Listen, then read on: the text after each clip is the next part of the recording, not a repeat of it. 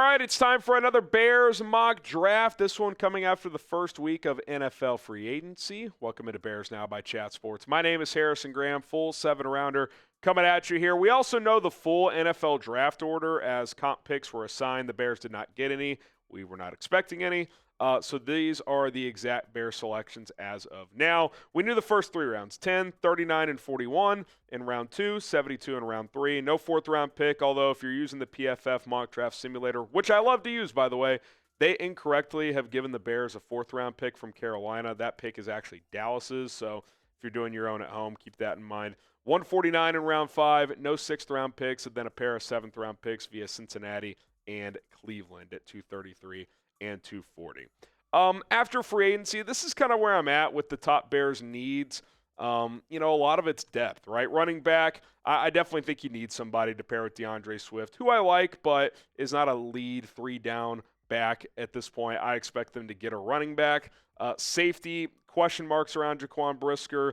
Obviously, Kevin Byard's getting older. He's in the final year of his contract. Ryan Poles himself has said competition at left tackle, so I think that's an area you could add a player, whether it's earlier or in the middle rounds. Depth in the trenches, still need more pieces there. Could use more wide receiver depth even after signing Olamide Zaccheus. Linebacker after losing Jack Sanborn could certainly add a piece there as well. Okay, before we get to this mock draft, Vikings Now had a great week in free agency. They've picked up 1,203 new subs. We've picked up 901. Awesome week and stuff from you guys, but I want to take them down. Hit that sub button if you want daily and free Chicago Bears content, and if you want to just beat the Vikings and my guy Patrick Seaman. What do they say over there? Skull or whatever that is? Come on. Let's get more subs and take down Vikings Now. Okay, round 1, pick number 10. Tyler Warren, the tight end out of Penn State. I know this is going to garner people's attention, but I think there's a scenario where this could be the play for the Chicago Bears. For one, he's a hell of a player. He's probably one of the best 7 or 8 just pure prospects in this draft. And 2, the guys I would take ahead of him, there is a chance they're all off the board. I mean, 2 quarterbacks go top 3. That's good for the Bears. But Abdul Carter goes to the Browns. Obviously, we would all love him. Don't expect him to fall very far. Travis Hunter went to the Patriots. Membu went to the Jags. Genty went to the Raiders. Mason Graham is off the board with the Jets. Tet McMillan. Will Campbell goes to the Saints. And then you got Tyler Warren. Would I take Genty over Warren? Yeah. Well, he's gone. Would I take Membu over Warren? Yeah, probably. Will Campbell? Probably. Although the arm length would be a discussion worth having. I think in this case, that's best player available.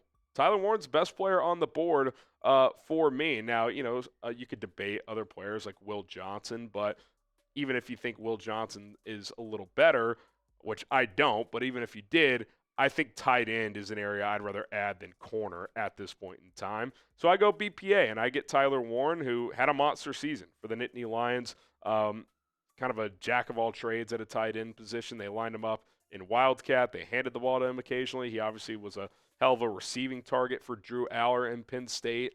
I don't think he's quite Brock Bowers, but I think he's pretty close in terms of as a pure prospect. He can work the seam. He's pretty good after the catch. He can block. You can hand him the ball occasionally if you want to as well. I still think you need another tight end. Also, if you added Tyler Warren, you've got kind of your big 1-2 with Kmet and Warren, and then Smythe is just kind of your blocking tight end, right? I think that's a pretty fun trio to trot out there on Sundays. It would certainly take the pressure off Cole Kmet in the short term, kind of lessen his workload. But what it would also do is give this offense more multiplicity. The Lions ran a ton of 12 personnel last year. You could do that. And, hey, long term, I want Cole Kmet to be here for his whole career. But, if his next contract's up and you don't want to pay him a third contract, well, Tyler Warren's here. You've got your tight end 1 of the future in this scenario. So I do not hate the idea. It's growing on me, especially depending on who could still be available. Could you trade down in this scenario? Sure, but there's no guarantee of a trade. And quite frankly, I think Warren's that good of a prospect. I'd probably just draft him if this is the way the board came out. Grade the pick of Tyler Warren at 10, A, B, C, D, or F. I'm sure we'll get a lot of different answers to this one.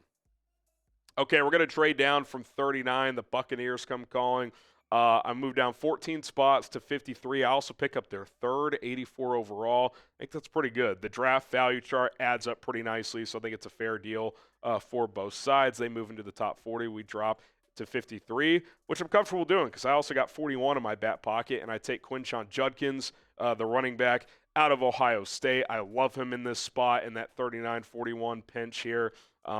I thought he had a great combine. He's had 3 incredibly productive seasons in the SEC and in the Big Ten. Obviously, he was on people's radar early when he rushed for over 15 yards at Ole Miss, 1,500 yards at Ole Miss. He's been a touchdown machine. I think he can be a more productive pass catcher in the NFL as well. I saw a stat the other day that against heavier boxes, he was 3rd in the nation in terms of yardage. So he finds a way to get some of those tough yards even when he's facing 7, 8-man boxes, which is really something that DeAndre Swift doesn't provide, right? That's why I like Judkins. Is he's not like the greatest straight line speed guy, but he's pretty fast. Ran the 4.4s. He's explosive, but he's really good in between the tackles too. He's going to shed wimply tacklers. Did so in the two major conferences in college football. I think he and DeAndre Swift's skill sets mesh really well, as Judkins is kind of a complete back, but Swift can be more of your finesse home run hitting back and pass catcher. So like that fit, I think in the second round, Judkins is a proper selection. Okay, after trading down, here's my pick at 53 overall, Aireontae Ersery, a guy we've taken a few times in these mocks. I think he kind of checks the box of that competition that Ryan Poles is talking about. 3-year starter at left tackle at Minnesota. Got better each and every year in the Big Ten, playing against big-time NFL pass rushers or NFL-to-be pass rushers. His feet can be a little heavy, if that makes sense. If he could get a little lighter on his feet, that would certainly benefit him. But, you bring him in, he would get a lot of reps with the ones during the spring and summertime while Braxton recovers from that injury. Probably him and Karan Amagaji would split those reps. And then once Braxton's back, you'd kind of have some healthy competition. I think it would still be Braxton's job to lose once he's healthy, but it gives you competition in the short term, which is good. But it also is a potential starter long term, whether it's a starter in 2025 or 2026 and beyond, who knows? But I think in the second round, this is a guy who has the tools, has the traits, has the athletic profile and size at 6'6", 330 in change. Tested pretty well at the combine, probably better than I expected, to be honest, in some of the explosive drills. I think he could push Braxton, and even if he doesn't win it this year, if you don't want to pay Braxton Jones, or if he doesn't do enough to show you he's the long-term guy, well, you could turn the keys to Aireontae Ersery in 2026. So I think day 2, competition at left tackle could be the proper time to do that.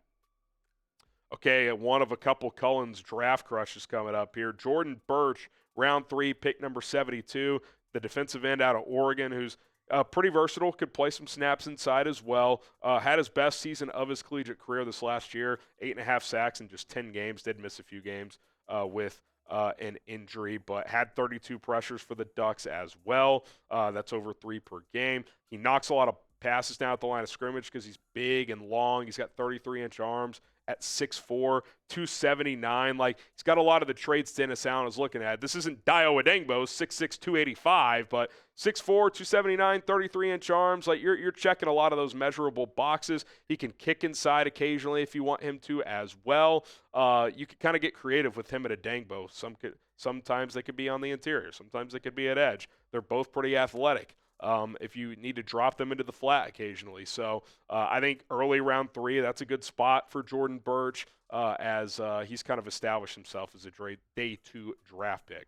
Okay, today's show is sponsored by Mando. You're going to want to be smelling fresh, nice from head to toe. I love the deodorant wipes, which I just flashed on screen for you guys. And listen, spring cleaning is here. I got a lot of work to do, a lot of old junk in my garage my wife and I got to get rid of. But speaking of old, I've ditched my old deodorant and I've shifted to the Mando Whole Body Deodorant, and it's been an absolute game changer. From the founders of Lumi, Mando Whole Body Deodorant is helping the fellas, you men out there, conquer odor in a whole new way. When I say whole body deodorant, that's what I literally mean. Their products, Mando's, are safe from head to toe, whether it's your pits, your balls, your thigh folds, your belly button, your butt crack, wherever.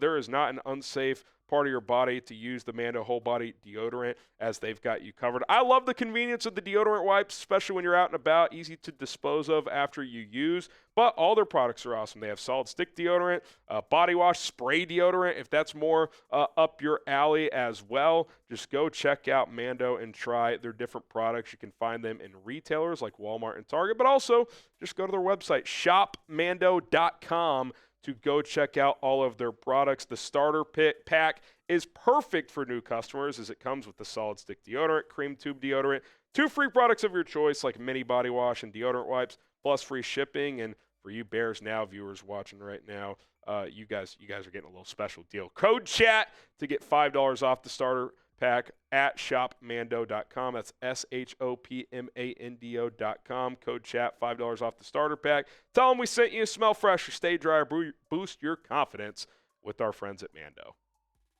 Okay, 2 straight calling draft crushes. Andrew Makuba, his guy, round 3, pick 84. You get a versatile DB here. Probably a free safety based on his build and his ball skills, but can play some nickel, can play in the box too. He's a willing tackler despite being a little thin there. Had a good combine, tested well, was really productive at Texas last year with 5 picks, 12 breakups. They used him in a variety of ways. He can be that type of guy, and we know Dennis Allen values that. He likes guys that can be rangy, can be multiple, can play different spots. You know, he's coached Tyrann Mathieu the last few years, a guy who is kind of a roamer and does different things. I'm not saying Makuba is going to be Tyrann Mathieu, but he's that type of player where you can ask him to do different things and he can handle it. You know, I just think safety right now is a bigger question mark than we're giving it credit for, at least the average person. I've mentioned it quite a bit on this show, but we don't know what Jaquan Brisker's status is, at least long-term, is going to be. Kevin Byard, is he here after this year? I don't know. Andrew Makuba can step in, be a third safety as a rookie, and step in and play if you need him to. Okay, day 3 picks here. Nick Nash, the receiver out of San Jose State. You may or may not have heard of him. He's got good size, which I like. You just signed Olamide Zaccheus, who's drafting a receiver with some more size. Could make sense. He's over 6'2", over 200 pounds, so he could be kind of a backup to Rome Odeyingbo at that position if you wanted him to be. Crazy production this year at San Jose State. 16 touchdowns, over 100 catches for the Spartans. And a fascinating story. 6-year college player, benefited from having an extra year from COVID. His first 3 years, he was a quarterback. He was recruited to play quarterback there, and he was a backup. But you would think, I'll just go transfer, try to play quarterback somewhere else. Well, instead, he switched his positions after 3 years, had 3 more years because he had redshirted, got a COVID year. It adds up to 6 when you do that, and just slowly got better at the position. And then this year, in year 6, Blitnikoff finalist, which is for the best wide receiver in the country, which is crazy in itself, but it's even crazier that a player from San Jose State is named one of the 3 finalists for the Blitnikoff. That's pretty unheard of, so pretty awesome story. Work ethic, selfless guy, not leaving the program, sticking it out, and finding a position that ends up working better for him and for the team, and now he's going to be drafted because of it. So pretty awesome. Not the best athlete, ran a 4.57, but at 6'2", and his route running's pretty crisp, and he's still improving because he's still learning the position. I think on day 3 of the draft, 5th round, I think that's a good spot for him to take a chance on a guy who is still improving and developing as a player.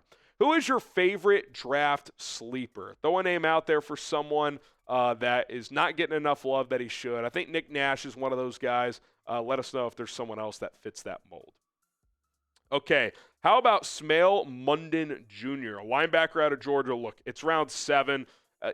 Georgia defensive player at this point in the draft. I'll take a swing. Decent against the run last year. Not sure he's going to cover much, but probably a special teamer in the NFL. And then Howard Cross, the third, core player for Notre Dame, team guy, rotation guy. Again, you get to this point in the draft, you're looking for a few different things. Can you find a guy that can fit a specific role, or can you find a guy that's got a crazy athletic profile? You're probably going to be able to check one box. This guy was one of the leaders of Notre Dame's defensive line, so I like taking a guy like that, local obviously as well, playing just a few hours down the road, maybe he's got a shot to make a roster for you. All right, there you have it. Mock Draft 9.0 after the first week of free agency. Tyler Warren, come on down. We trade down from 39, take Quinshon Judkins at 41, Aireontae Ersery via that trade down at 53 overall. Little left tackle competition. Jordan Burch, Andrew Makuba in round 3 since I get that extra pick from trading down from 39. Nick Nash in the 5th round at receiver. Linebacker Smale Munden Jr. in round 7. And then Howard Cross to add a defensive lineman on the interior there in the 7th round as well. All right, that's going to do it for this edition of Chicago Bears Now. Let us know what you think about this mock draft, and we'll see you guys next time.